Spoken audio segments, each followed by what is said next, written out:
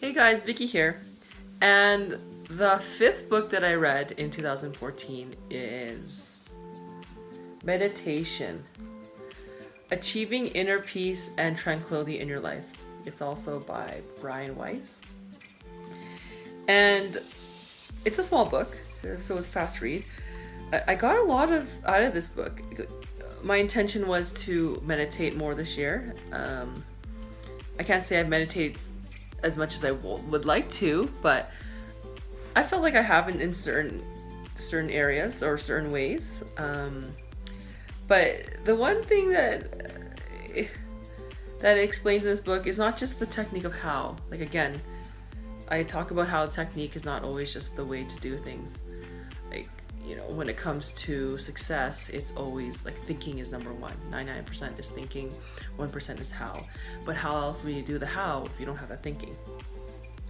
Now, the meditation one here is that using meditation overcomes conflicts. One of the benefits of meditation is to enhance concentration, which I agree. Let's see. The squandering of energy makes me think of typical business meetings where people are generally challenged by the task and tight deadlines involved in a project.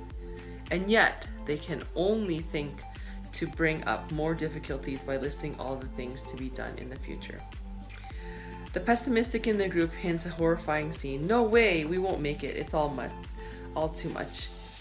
Then, clear thinking voice will usually pipe up and say, well, we have to find a way to deal with this. Let's start with absolutely needs to be done first, and then we'll see about the rest. You can tell that clear thinking voice was the person who obviously meditates. But yeah, if you do decide to read this book, it'll help guide more light on that. Meditation heals our bodies and our minds. I find that when I meditate, my mind is more clear. I'm able to focus on one task at a time.